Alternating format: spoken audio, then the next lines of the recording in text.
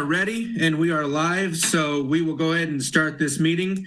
This is the Planning and Zoning Commission. This is a virtual meeting at 3 o'clock on December 9th, 2020. Just want to remind everybody, due to Governor Lujan Grisham's order limiting the number of attendees at gatherings, the Clovis Planning and Zoning Commission will not be open to the general public. The public is invited to view the meeting on Suddenlink Channel 10 or at www.cityofclovis.org and on Facebook at the City of Clovis, New Mexico. And to call in with any questions you may have, the number is 575-763-9200. And any questions that you have will be shared with us. So to start out the meeting, we need to declare a quorum. Can you call roll, please, ma'am? Chairman Smith. Here. Vice Chair Moore. Here. Commissioner Morrison. Here. Commissioner Soul. Here. Commissioner Garza. Commissioner Klein. Here. And then Commissioner North. Here. Okay, we do have a quorum. The first item on the agenda is that we need to have an election of chair and vice chair. I am termed out of being the chair, so we're going to open it up to nominees. You have to be nominated by somebody on the board, and then we'll take a vote for chair first, and then we'll have a nomination for vice chair, and then we'll take a vote on that. So I'm going to open up the floor for nominees for chair. Tom, Vice Chair speaking. I would nominate Steve North as chairman. Okay, we have one nomination for Steve North.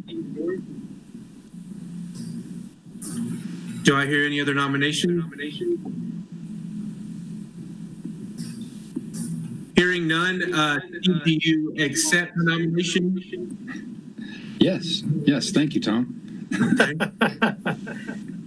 All right, so we have accepted the nomination, and so we'll vote on that. Can you call roll, please, ma'am?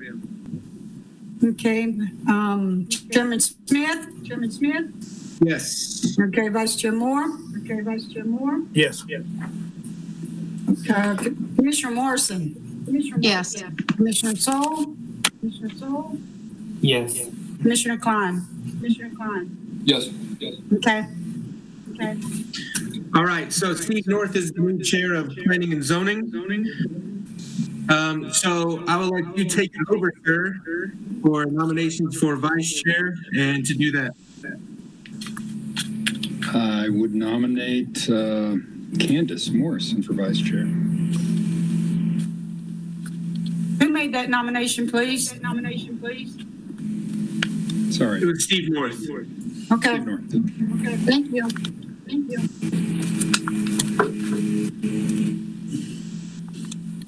All right, do I hear another nomination for vice chair?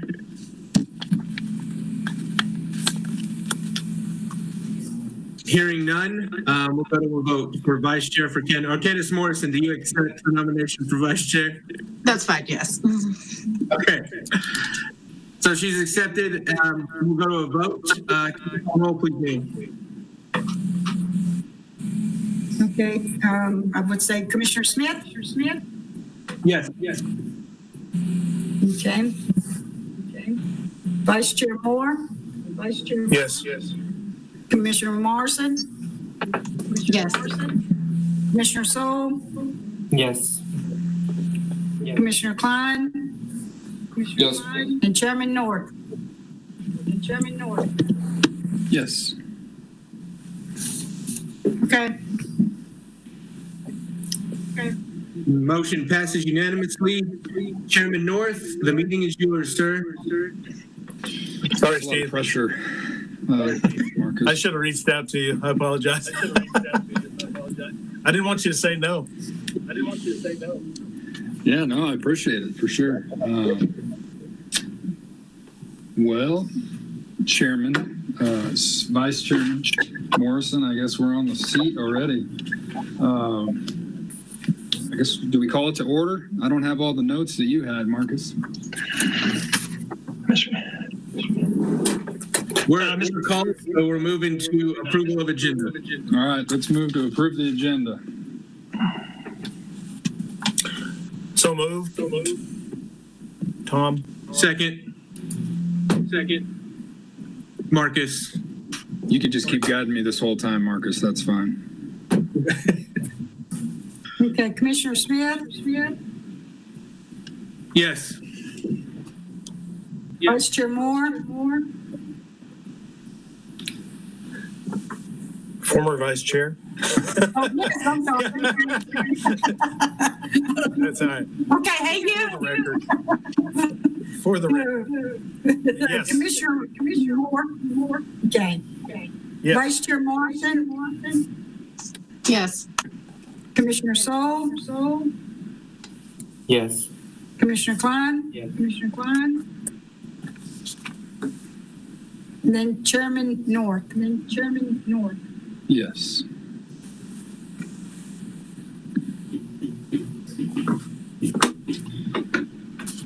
Okay, it has been approved, Yes. correct? Yes. I think Commissioner Klein has froze up on us. Marcus, we'll move. There's no old business to discuss, correct? Yeah, so we're going to do approval of minutes next. Okay. From the September 9th, 2020 meeting. Can a guy get a motion to approve the minutes? So moved. Second. And we will need roll call to. Commissioner Smith? Yes. Commissioner Moore? Yes. Vice Chair Morrison? Yes. Commissioner Soul? Yes. Commissioner Klein?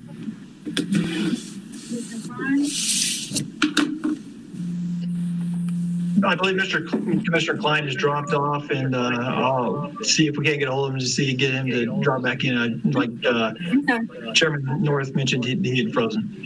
Then the Chairman North. It has been passed.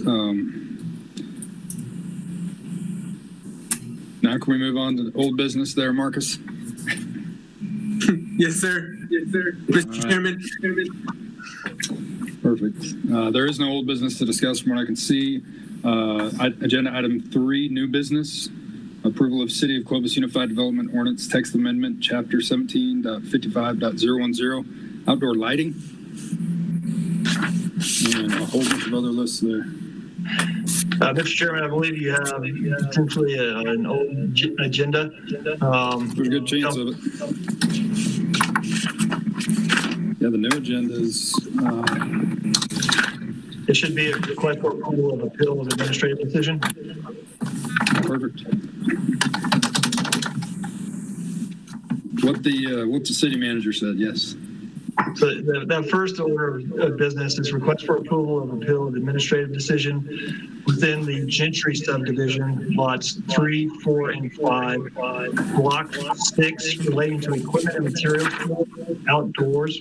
Address of property is 2900, 904, and 2908 North French Street.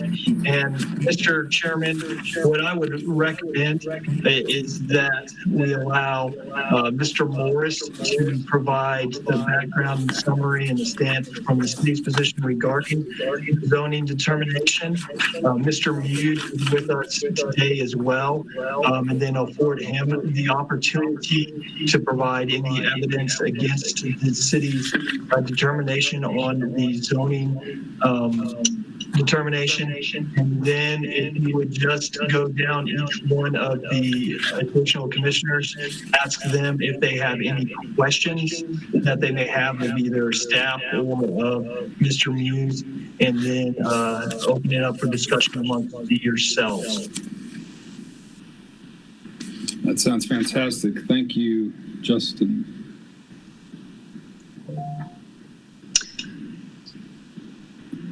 Mr. Morris, would you please provide the background summary? Thank you, and thank you, Mr. Chairman, and congratulations on your surprise election. So I'm getting some feedback. I don't know if the rest of you are, but if you don't have your microphones muted, please mute your microphone. Thank you. Thank you. So so the one issue on the agenda today, I'm sure we're all familiar with Mr. Muse's property on North Prince.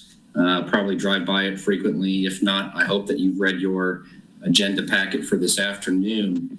The issue sort of began in October of last year when Mr. Muse applied for a business license. That application, I believe, is in your packet.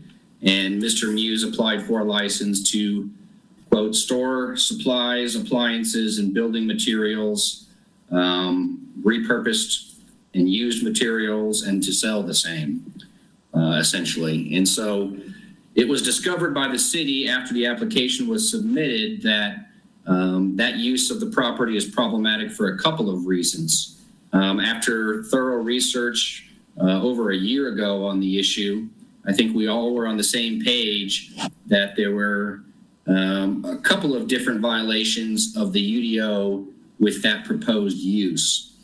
I'll take them kind of in reverse order. The first violation has to do with accessory uses.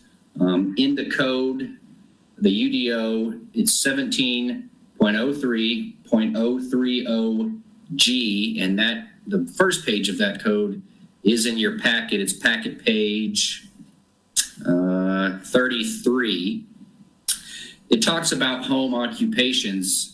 And a little bit of the background in discussing the issue with Mr. Muse, and as you can tell from your packet, Mr. Muse owns a series of contiguous properties on North Prince, approximately 2800 block. He resides at one of the properties. Some of the properties are rentals, and then the property at issue is a vacant lot wherein he stores these materials. Mr. Muse informed me and others that individuals who wish to purchase those materials will go to his residence, maybe knock on his door, maybe call him. He'll go out and show him the materials are purchased, so on and so forth. So given that information in packet page 33 is the beginning of the relevant UDO regarding accessory uses. It defines home occupations as jobs or professions conducted wholly or partly from a residential dwelling. Based on the facts known to me, I believe Mr. Muse is conducting a home occupation in whole or in part from his residence related to the property. Prohibited uses under G6, and this is where the packet cuts off, so if you have the UDO in front of you, it would be the following page, and it would be G6I. And what I says is any use involving the use or storage of vehicles, products, parts, machinery, or similar materials or equipment outside of a completely enclosed building. In other words, you cannot have a home occupation accessory use according to the UDO if you're going to, again, quote, have any use involving the use or storage of vehicles, products, parts, machinery, or similar materials or equipment outside of a completely enclosed building.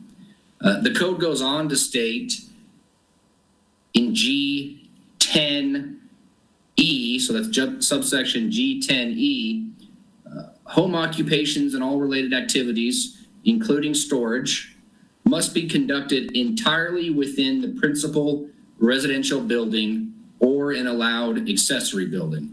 In other words, you can't conduct any part of your home occupation or business outdoors. So by my estimation, I think Mr. Muse's activity violates both of those two separate provisions of the accessory use code.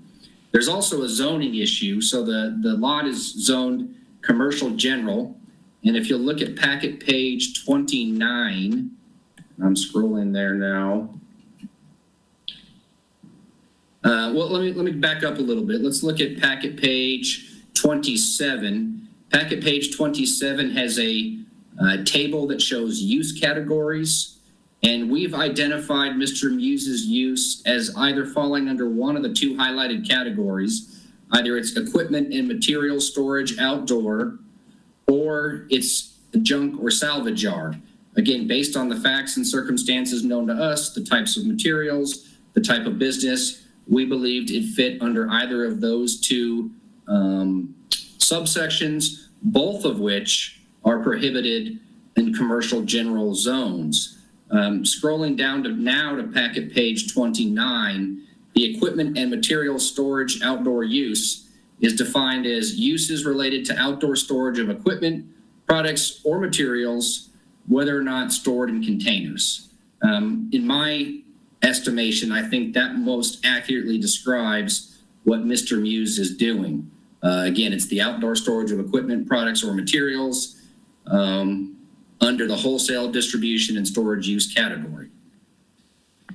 Also, we were looking at the types of materials and decided that even if that wasn't the case, under H4, and this is packet page 31, it's highlighted, the use may also be a junk or salvage yard, which the UDO defines as a building or open area where waste, scrap, used or secondhand materials are bought, sold, exchanged, stored, baled, packed, disassembled, etc. I'll let the two of you or the rest of you read that definition.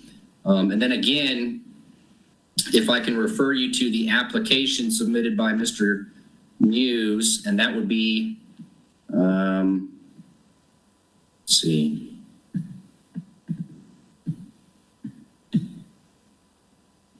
Bear with me. It's packet page 17. Mr. Muse again talks about repurposing surplus materials. And then on packet page 18, he defines the existing use and proposed use as storage of supplies, appliances, and building materials, sale of repurposed materials, which I think also fits the definition of junk or salvage yard. So in any event, that was the interpretation that the city came up with over a year ago, as you can see in the correspondence contained in your packet. Mr. Howald, I think, has been very gracious and accommodating to Mr. Muse, giving him time to clean up and sell the remaining items before the city took action.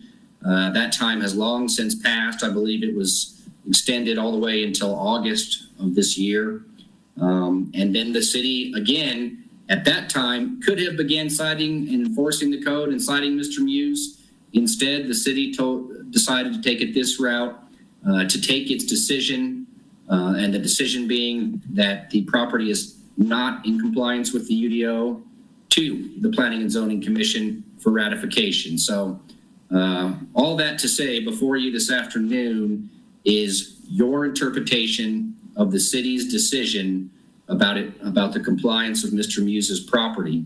So we will need a vote from the Planning and Zoning Commission ultimately at the end of the meeting after we hear from Mr. Muse and each of the commissioners that have comments or questions about whether or not the Planning and Zoning Commission ratifies the city administration's decision. With that, Mr. Chairman, I would turn it back over to you to maybe inquire of the rest of the commissioners and Mr. Muse in whichever order you think is appropriate. Great. Thank you, Mr. Morris, for that background to the entire situation. And I'm sure all the commissioners have read through this and seen all the details and the work that's been put in for this. And Mr. Howald, thanks for all the work that you put into this also. And Mr. Muse, I believe you're sitting there ready to probably, I'll go ahead and I think I'll let him speak before we open it up for the commissioners to ask any questions. Mr. Muse, I would ask you to take an oath before you speak and also state your name and address where you live. Please repeat after me real quick, Mr. Muse. If you'll raise your right hand. Do you swear or affirm that the testimony you are about to give will be truthful? Yes, sir. Okay, please state your name and your address. Jack L. Muse. My residence is 2816 North Prince, apartment B, Post Office Box 5485, Clovis, 88102.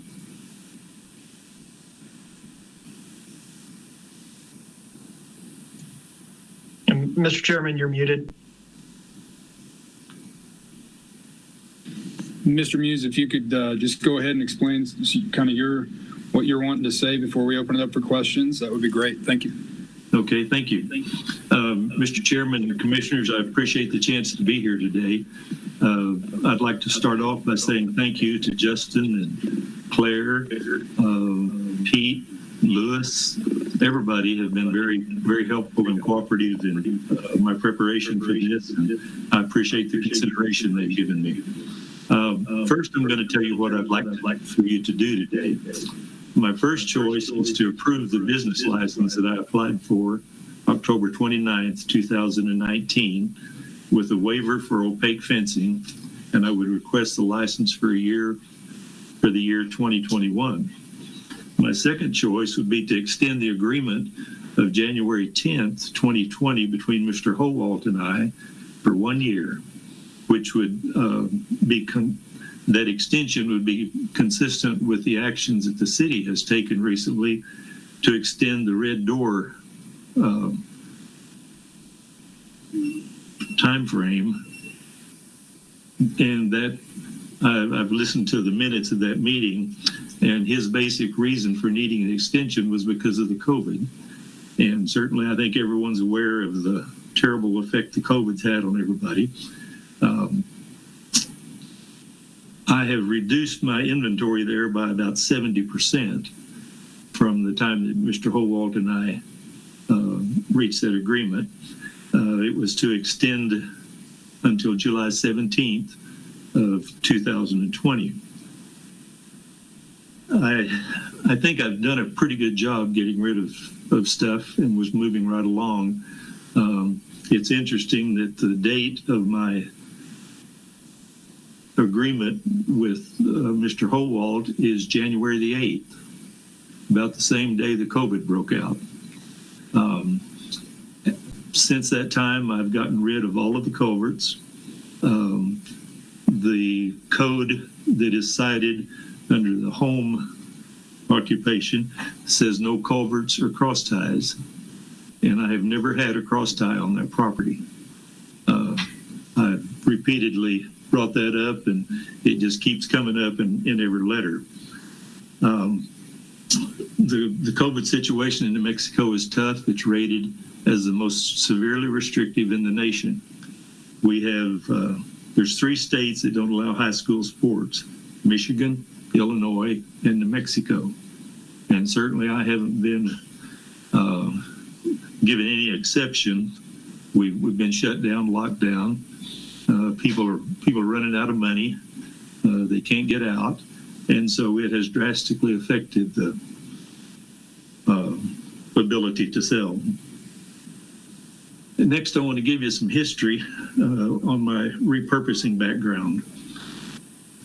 I completely disagree with the home occupation classification, and Mr. Norris, I don't believe I ever said that my customers come to the door. I think in all the time I've done this, I've had one customer come to the door, and that was a guy that came and bought several trailer loads of stuff and forgot his checkbook. So we went back to Portales, got his checkbook, and he did drop a check off at my house.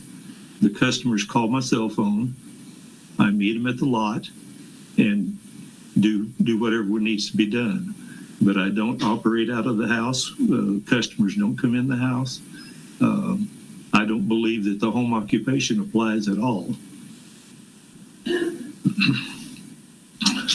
My repurposing history actually starts when I was in the 3rd grade. My dad kept me out of school on 3 different days to run a winch truck while he tore down the old Montgomery Ward's warehouse.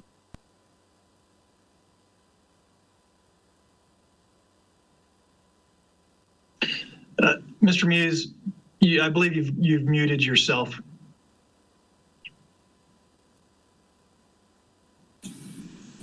Am I back? Yes, sir. I don't know how far back to go. Your father pulled you out of school to tear down the old Montgomery Ward. Okay. Okay, good enough. In 40 years of farming, I modified a lot of machinery to repurpose it, to reuse it.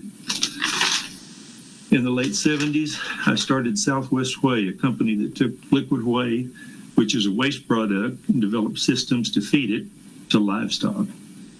By the late 90s, Southwest Way was moving about 700 loads a month, which is 17,500 tons or 35 million pounds a month. On an annual basis, that's 8,400 loads, 210,000 tons, 420 million pounds on an annual basis.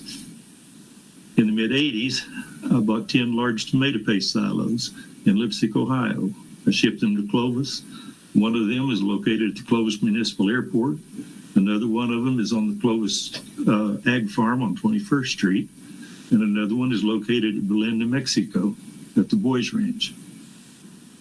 In the late 80s, I bought 12 20,000-gallon tanks from an abandoned tar sand site north of Santa Rosa. There's one at Ranchville School, one on the Ralph Boone Farm, and one at Pat Woods. The other tanks of the 12 were reworked and sent to eastern Colorado for the whey business.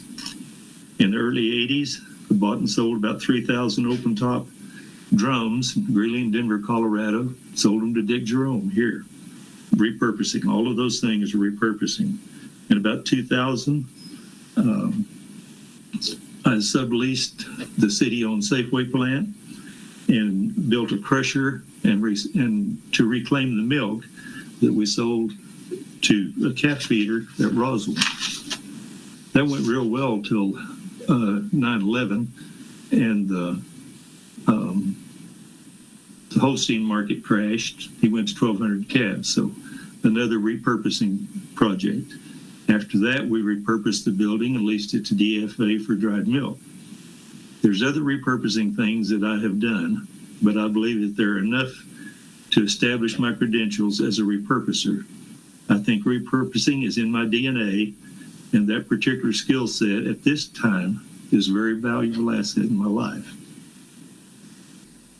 In 2010, after 9 years of an ugly divorce, I lost 3 viable corporations, 480 acres of irrigated farm ground, complete set of farm equipment, all of the tools of the trade and the entities, 25 rental units, 2 airplanes, all my life insurance, approximately $425,000 of retirement, and all 3 of my operable vehicles were taken. I drove a borrowed car for 12 years. In January of 2010, I had a negative net worth of $230,000 and 0 assets. I bring all that up not for sympathy, but to say how important it is to have the peaceful enjoyment and use of my commercial property. My wife and I live on our Social Security checks and are trying to rebuild some semblance of a retirement. I'm 76 years old, and this is probably my last physically demanding rodeo. The lot at 2908 Prince is the only piece of dirt I own in this world. I don't own a home. I believe that the community has benefited greatly by having a place to buy repurposed goods. It has provided used culverts for homeowners at less than half of the new price. There have been a lot of the culverts that I've sold there, of the galvanized culverts that have gone in to properties just outside of Clovis that the county installs. Excuse me. Some of the uses for this material is the poly culverts have been a very popular item. Mr. Klein's very familiar with those. The rodeo club, or the club that is sponsoring the Eastern New Mexico University Rodeo, they had a drainage ditch that ran diagonally across their parking lot. For years, they wanted to put culverts in there and fix it so they could utilize their parking lot. With the half price of these culverts, they were able to fix that. One of the projects that I have done is to get the dunnage from the water pipeline, and lots of 3x8 by 8 timbers. I picked up 400 of those, cleaned up all of the trash, and left the site clean, even worked on the base to haul that stuff off and take care of it. And those have been used to build a lot of furniture. They've been used for stock trailer floors. They've been used for mantles. The culverts have been used for float boxes and stock tanks. I've never liked waste, and I'm amazed at a lot of the things that are wasted. The culverts, the dunnage off of the pipeline, the timbers, the spools, the plywood are all reusable natural resources, most of which might have gone into the landfill. I'd like to give you a timeline now of how this has all transpired. April 25th of 19, I sold the first load of 12 by 12 by 16 timbers off of a trailer. I was hauling the second load and decided I better check with Justin before I do this and see if I need any kind of permit or anything. So I called Justin, told him what I was going to do, that I was going to get culverts and timbers off of the wind farm out at Grady. I said, do I need any license, permits? I said, it's zone commercial, and do I need any kind of license or permit? He said, I don't think so, but if you do, I'll call you. And so I proceeded. Hauling stuff from a wind farm is like a story that my wife tells. She was raised a Raton and talks about the little community of Maxwell. She says you never go to a function in Maxwell in August and leave your car unlocked, because if you do, when you come back, you'll have a car full of zucchini. Well, that's kind of the way it is to show up at a wind farm when they're closing down and getting ready to go out of business. So my culverts and timbers expanded into quite a few different items, not a large bulk of items, but expanded into that at the wind farm. At the end of July, I finished hauling from the wind farm. The week of August 12th, I started hauling 3 by 8 by 8s from the pipeline from Clovis to Cannon, and finished hauling them in late August. And then just a few days after I finished hauling the 3 by 8s, the poly culverts became available. They were 10-foot joints of 30-inch and 24-inch culverts. I got approximately 240 of them from the K. Barnett Construction Company. They had a lot of discussion about whether to put them in landfill, to take them and sell them themselves, what to do with them, and decided the most efficient thing to do was that if I'd clean it up and take them, they'd let me do that. So I did it. When I looked at the pictures, I was a little disappointed that there wasn't a picture of the stack of those between the houses, but there was 240 of them. Because of lack of space, I put the 24s in the 30s and stacked them there between the houses. On October the 21st or 25th, somewhere in that range, I received a call from Justin. This was a week after I finished hauling poly culverts. He said, Jack, I don't believe what you told me you were going to do is exactly what I'm seeing. I said, Justin, I couldn't agree more. I said, I had no idea what all would develop as this came about. And he said, well, you need to apply for a tax number and a permit. I said, okay, I'll do that. And so I did just that. On October 29th, I received a tax number and I applied for the permit. I never did hear from the permit. I didn't receive a letter of denial or refusal. They're just in a phone conversation. Finally, Justin told me, said, well, we're not going to issue the permit. He didn't give a reason, but they never responded or granted my permit. On November 15th, I got a cease and desist letter. And so I talked to Justin, and went and talked to Lewis. Lewis recommended I go see Mr. Norris, and I did that. And we talked about a lot of the things. And here again, I totally disagree with the home ordinance or the home occupation thing. The original code did not have an opaque fencing rule when it was done.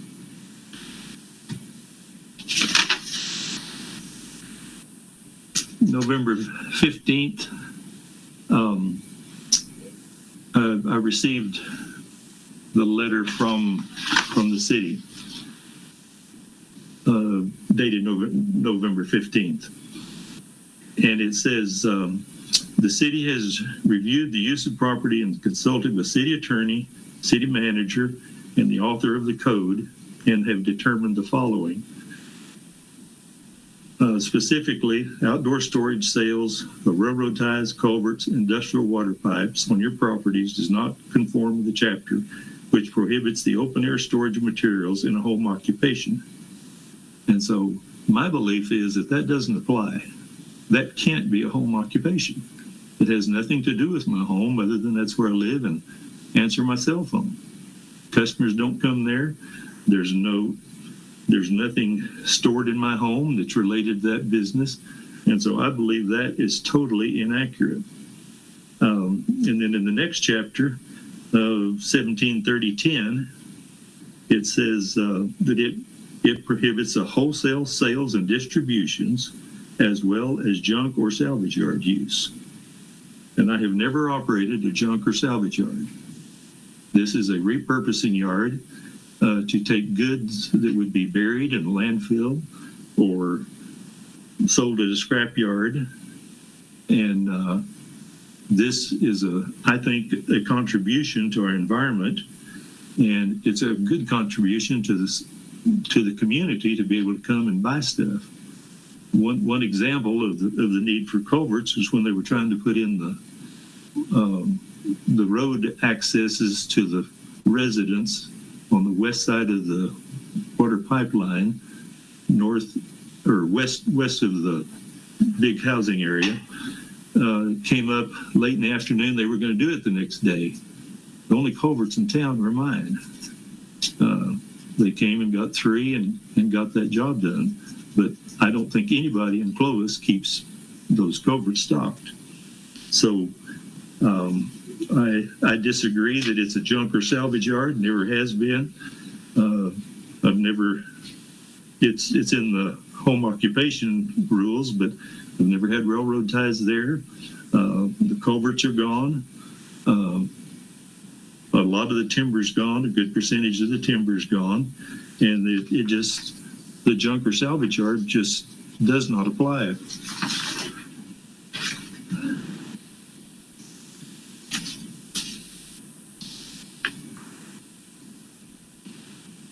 In the package, you received a couple of things.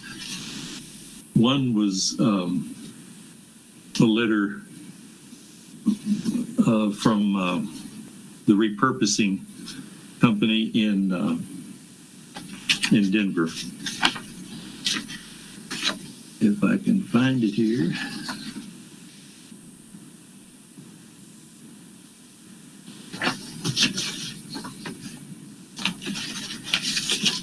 Sorry for the delay. It talks about reclaimed and repurposed materials for sale. This is a company out of Denver that's owned by a guy named Damon Carson. Repurposed materials offers a wide selection of used industrial materials for sale. Explore our collection, get great prices on things like billboard, vinyl, surplus glass, and wood. Well, it's just that. Repurposing is the act of taking one material and using it for another purpose. When a product has reached the end of its useful life in its primary industry, that doesn't mean it will have no other use. Rather than tossing used materials into a landfill, repurposing is all about finding innovative ways to make use of these materials. I have a question on that piece. I don't mean to interrupt you. Thank you for We're talking about repurposing, to go in this rabbit hole a little bit. Whenever you're talking about repurposing, do you repurpose the stuff on your property, or do you just hold it there and then somebody else takes it and they repurpose it? They repurpose it. I don't redesign it. Some of the big timbers I've taken apart. They don't sell well bolted together, like the 12 by 12 by 16s. I'm taking the bolts out of them and separating them, and some of the 8 by 8s I'm taking the bolts out of. The culverts that I got were all the culls from the wind farm project. I have straightened. And just based on your definition of your own talking, you're a lot where you have things that are going to be repurposed that you hold for people until they come and get them and repurpose. I don't know what makes that different between that and from repurposing in a salvage yard. I mean, I think that it's the same thing. You're holding stuff for people to come get it and then to repurpose it themselves. I'm struggling with the definition of your definition of repurposing and what you're saying that your land is used for. So we can keep explaining this. I'm just having a little bit of an issue finding the difference between the two myself.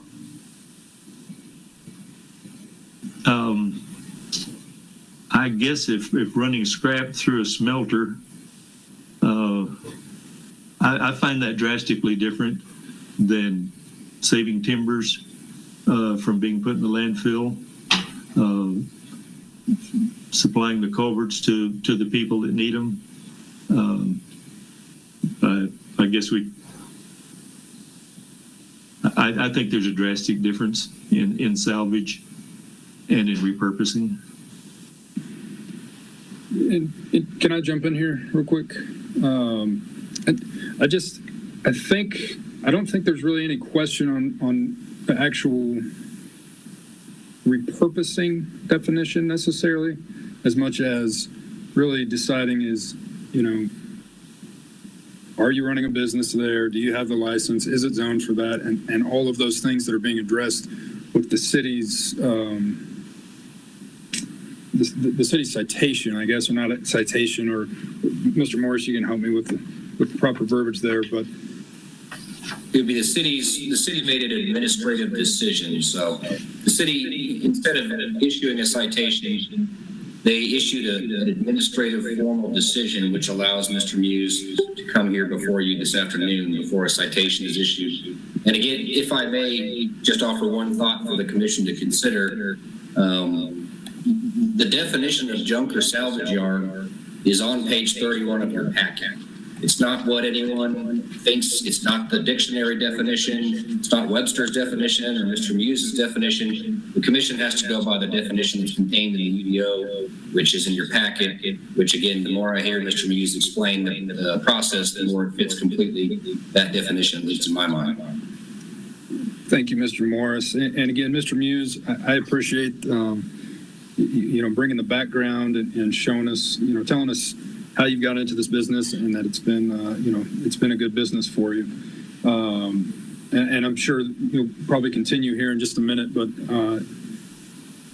I see there's some other people on the call, and I don't know we need to get to them also, but the commissioners, if they have questions. There is one thing I'd also like to bring to the point, and I think you had requested us to approve your business license, and I'm going to make the assumption that has nothing to do with this committee. Yes, Mr. Chairman. So as Mr. Muse pointed out, the business license was never approved. And as he stated, that was applied for in October of 2019 as part of us reviewing a business license. A determination that we make is whether or not the property is zoned properly for what the proposed business is. That is when we did make the determination that no, what the activities are being proposed through the business license is not a suitable use of the property as defined in the UDO and per our zoning maps. And that's why the November letter was provided to Mr. Muse to cease the activities. So this body today is just here to, as Mr. Morris stated, to ratify the decision that we made regarding the zoning determination. Okay, perfect. Thank you, Mr. Mr. Holwell. Chairman? Yes. Yeah, good afternoon. This is Claire Burrows. Could everybody mute their computers when they're not speaking, please, as there's an echo for everyone when they're on. Yes, ma'am. Thank you. So we've clarified the business license, and that's a different issue.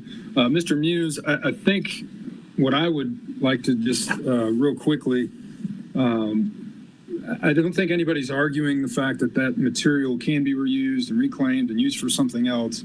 I think the question, or not really the point, is where you're going to conduct that at. And I think where you're at, it's not zoned for it. It does not fall under the UDO properly. So I believe that's probably where we need to stay focused on. Would that be probably the best part there to say? Mr. Chairman, I agree. Okay, thank you, Mr. Holt. And so, Mr. Muse, I'm going to let some of the commissioners, and again, I believe there's two other people on here that maybe want to speak. If there's any other questions or comments, I would open it up for that real quick.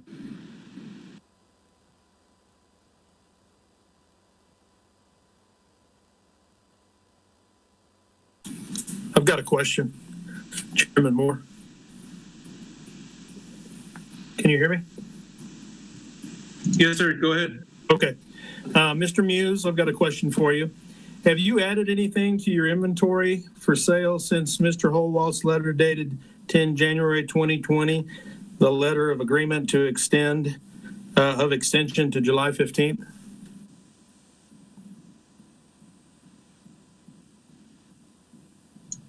Mr. Muse, you're muted. Sorry about that. Yes, I have. There's two pieces of 30-inch pipe that came from the water project, and then there are some sliders for pipe installation for sliding the 30-inch pipe into the sleeves. And I told Mr. Holwalt before we did the extension that I was basically through. I had a little more stuff to get from the pipeline, and I believe those are the only items that have been added. Thank you. So I was just informed that if there is anybody on the line from the general public, if they would like to speak, they may have to unmute by pushing *6, unmute their phone. Again, I'll just give it a couple seconds for anybody, for any other questions from the commissioners or any other comments from the public before we move forward.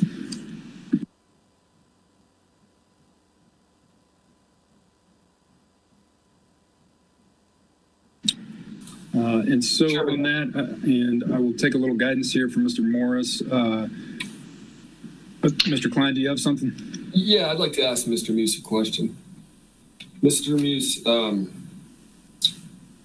so this matter is new to me. I was not aware of everything that happened in the past. Commend you for what you've done up to this point. I guess I just, on a comment you made, you asked that you could afford the same extension as Red Door of 1 year.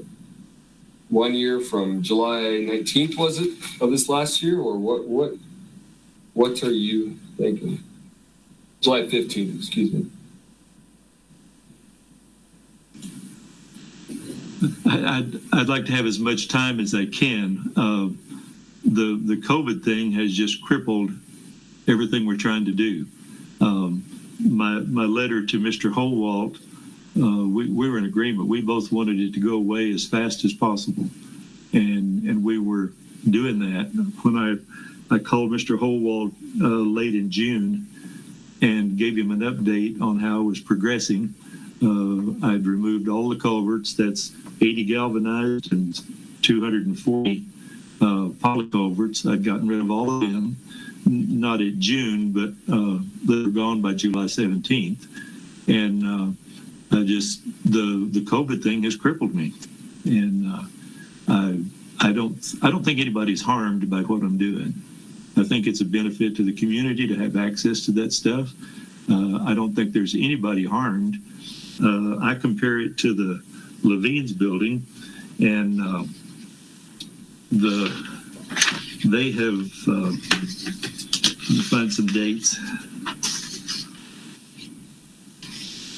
The Levine's building is there on Main and looks to me like a scab.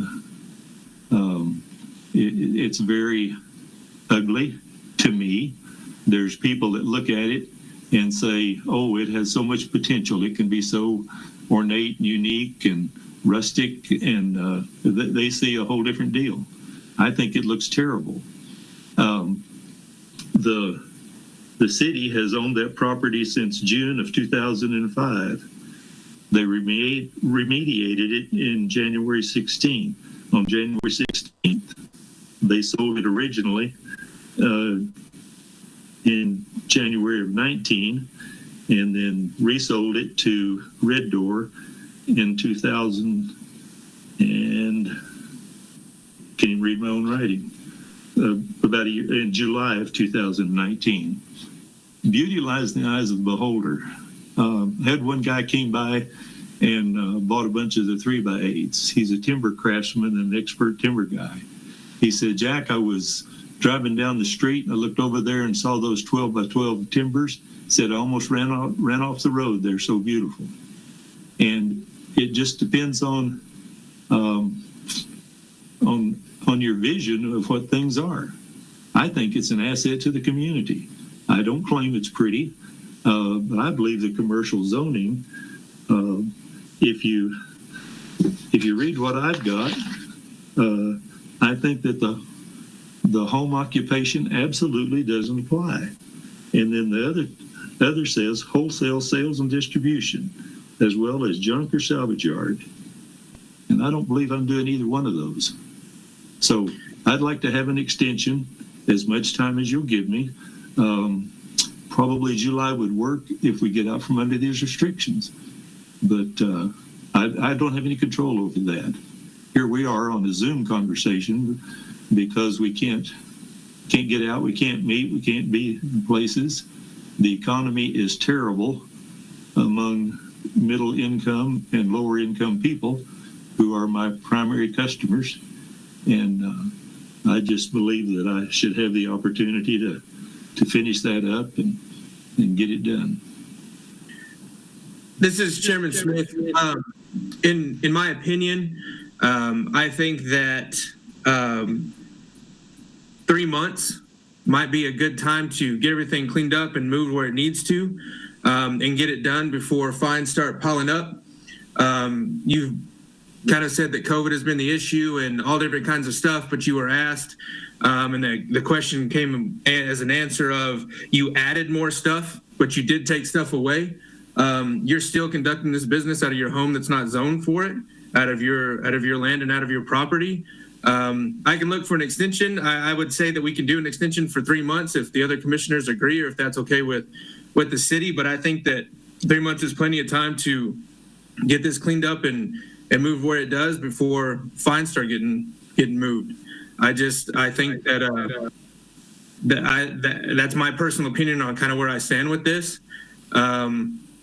I think that it's been granted plenty of time, and throughout the time where you said that you were hamstrung, you were still moving stuff in and adding things and moving stuff out. So I think a 3 month extension is where I'm at if the commission and the city is good with it. Thank you, Chairman Smith. Mr. Morris, I would just ask the question, are we at a spot where that's even a possibility to grant an extension, being that really my understanding was we were here to vote on ratifying the existing administrative decision from the city. Is that correct?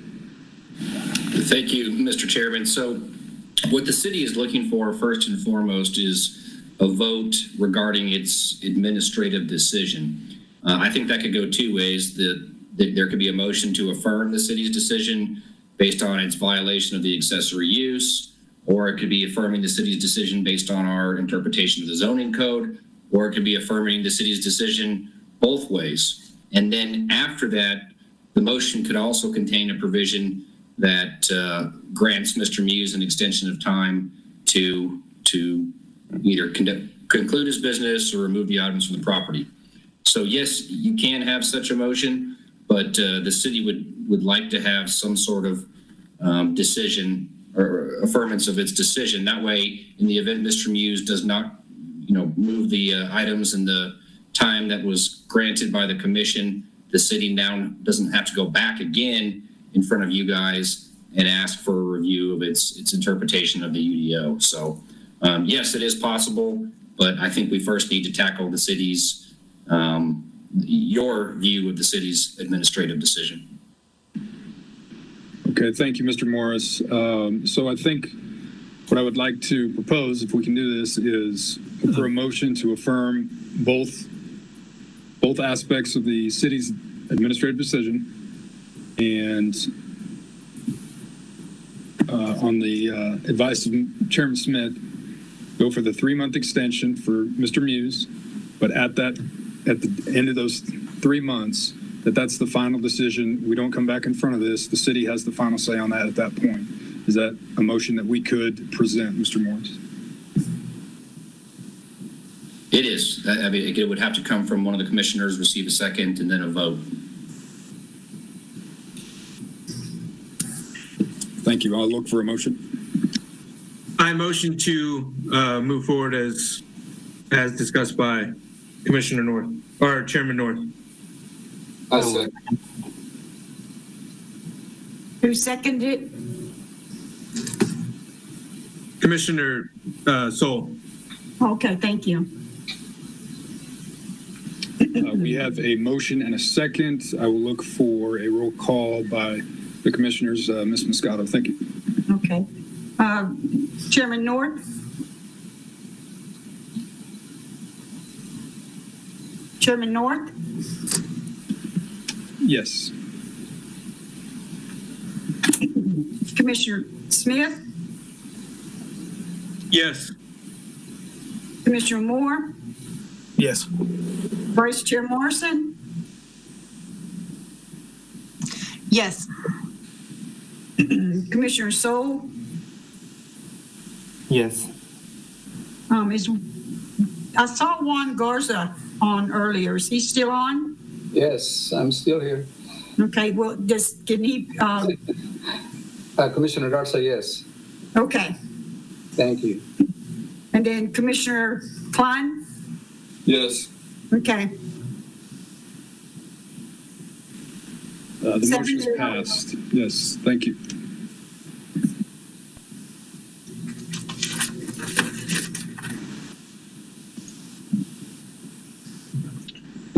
Okay, thank you. That concludes that discussion. I believe there's no other business or agenda items on today's, so that will conclude the meeting. We're adjourned. Thank you, everyone.